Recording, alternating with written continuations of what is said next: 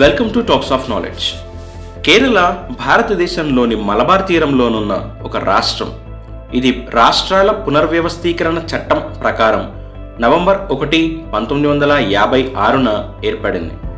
కేరళ తిరువనంతపురం రాజధానిగా మొత్తం 14 జిల్లాలతో కూడి ఉంటుంది. మలయాళ భాష ప్రకారం కేరళ అనే పదానికి అర్థం కొబ్బరి చెట్లు గల భూమి. ఇక్కడ కొబ్బరి తోటలు విస్తారంగా ఉండడం కారణంగా దీనికి ఈ పేరొచ్చిందని చరిత్రకారుల అభిప్రాయం. అసలు భారతదేశంలో ఉన్న మిగిలిన రాష్ట్రాలతో పోలిస్తే కేరళ ఒక్కటే ఎందుకంత ప్రత్యేకం? ఇక్కడ ప్రకృతి రమణీయత, భౌగోళిక స్థితిగతుల కారణంగా దేశ విదేశాల నుంచి వచ్చేటువంటి పర్యాటకులను అది ఏ విధంగా ఆకర్షిస్తుంది? అసలు కేరళను గాడ్స్ ఓన్ కంట్రీ అని పిలవడానికి గల కారణాలేంటి? 15వ శతాబ్దంలో కేరళలో జరిగినటువంటి ఓ చిన్న సంఘటన అసలు మొత్తం భారతదేశ చరిత్ర గతిని ఏ విధంగా మార్చివేసింది అనే అంశాలను ఈ వీడియోలో చూద్దాం.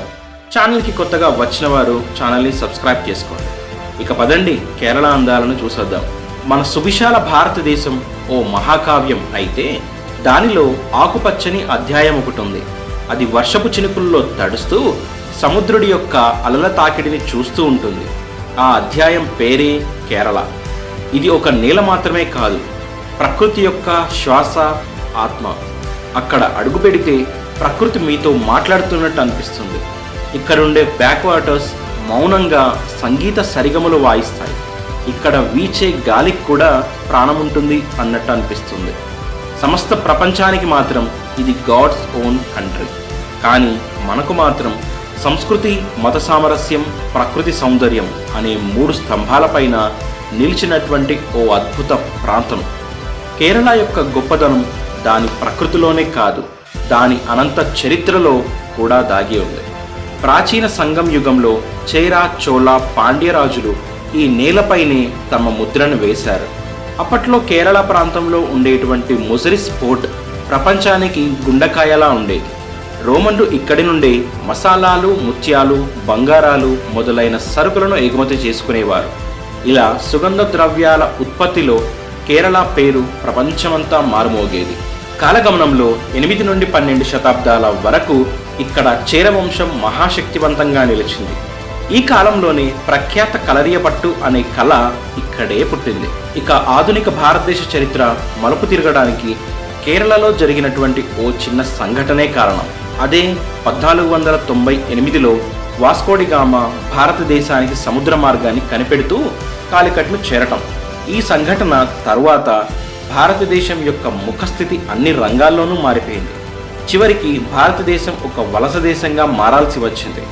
ఆ తర్వాత ప్రపంచ చరిత్రలోని గొప్ప అహింసాయుత పోరాటం జరిగి భారతదేశానికి 1947లో స్వాతంత్ర్యం వచ్చింది. ఆ తర్వాత 1957లో ప్రపంచంలోనే తొలిసారిగా ప్రజాస్వామ్యయుతంగా ఎన్నికైనటువంటి కమ్యూనిస్టు ప్రభుత్వం కేరళ రాష్ట్రంలో అధికారంలోకి వచ్చింది. ఇక భౌగోళిక అంశాల విషయానికి వస్తే ఓవైపు అరేబియా మహాసముద్రం, మరోవైపు వెస్టర్న్ ఘాట్స్. దాదాపుగా 600 కిలోమీటర్ల పొడవైన తీరరేఖ ఉంది.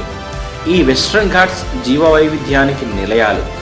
సైలెంట్ వ్యాలీ, పెరియార్ లాంటి అభయారణ్యాలు అనేక వృక్షాలకి, జంతువులకి ఆవాసాలు. ఇక్కడ ప్రవహించేటువంటి పెరియార్, పంబా నదులు కేరళ ప్రజల జీవనాడులు. ప్రకృతి ఇచ్చినటువంటి ఈ గొప్ప వరాలే కేరళను ప్రపంచ పర్యాటక పటంలో ముందు వరుసలో నిలిపింది. Alleppey, Kumarakom back వాటర్స్లో తేలియాడేటువంటి house boats ప్రయాణికులకు నీటిపైనే తేలియాడుతూ ఒక స్వర్గానుభూతిని కలిగిస్తాయి. ఇక్కడి మున్నార్లోని టీ తోటలు, వయనాడ్లోని ఆకుపచ్చని కొండలు ఇక్కడికి వచ్చే టూరిస్టులను మంత్రముగ్ధుల్ని చేస్తాయి. ఇక్కడ ప్రతి సంవత్సరం నెహ్రూ బోట్ ట్రోఫీ రేసింగ్ సమయంలో దీన్ని చూడ్డానికి అనేక మంది ప్రజానికం వస్తారు. ఇవే కాక కేరళ ఆయుర్వేద వైద్యానికి కూడా ప్రధాన కేంద్రం. ప్రపంచానికి కేరళ ఇచ్చిన మరో వరం ఆయుర్వేదం. ప్రకృతి మూలికలతో చేసేటువంటి ఈ వైద్య పద్ధతి శరీరానికి, మనస్సుకు శాంతినిస్తుంది. మలయాళం కేరళ సంస్కృతి ఆత్మ. కేరళ సంస్కృతి అనగానే గుర్తొచ్చేది కథాకళి. రంగురంగుల మేకప్లు, అద్భుతమైనటువంటి నృత్య భంగిమలు, పురాణ కథల ప్రదర్శన ఇవన్నీ కథాకళిలోని ప్రధాన అంశాలు. మోహిని అట్టం ఇక్కడ మరో ప్రత్యేకత. దీనిలో స్త్రీలు రాగానికి అనుగుణంగా నాట్యం చేస్తారు. ఓనం ఇక్కడ పెద్ద ఎత్తున జరుపుకునేటువంటి పండగ. అరటి ఆకులో భోజనం చేయటం కేరళలో ప్రధాన సాంప్రదాయం. అందుకే కేరళ సంస్కృతి ఓ ఇంద్రధనస్సు లాంటి రంగురంగుల సమ్మేళనం. ఇన్ని ప్రత్యేకతలున్న కేరళ భారతదేశంలో విడుదల చేసేటువంటి వివిధ సూచికల్లో ఎప్పుడూ ముందు వరుసలోనే ఉంటుంది. దానికి గల కారణాలేంటో ఇప్పుడు చూద్దాం. 2023 డాటా ప్రకారం కేరళ రాష్ట్రం 96% అక్షరాస్యతను సాధించింది. దానిలో మహిళల అక్షరాస్యత 95%గా ఉంది. రాజకీయాల్లో స్త్రీలు యాక్టివ్గా పాల్గొనడం. కేరళలోని స్థానిక సంస్థలలో 50% కంటే ఎక్కువ సీట్లు మహిళలే దక్కించుకున్నారు. Education system. కేరళ రాష్ట్రంలోని ప్రభుత్వ పాఠశాలల్లో కూడా ఇంగ్లీష్ మీడియం, డిజిటల్ ఎడ్యుకేషన్లు విస్తృతంగా అందుబాటులో ఉన్నాయి. Foreign remittances.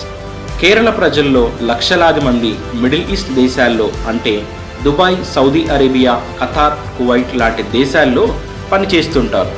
వారిచ్చే రెమిటెన్సెస్ విలువ దాదాపుగా ఆ రాష్ట్ర జీడిపిలో 20-25% ఉంటుంది. టూరిజం.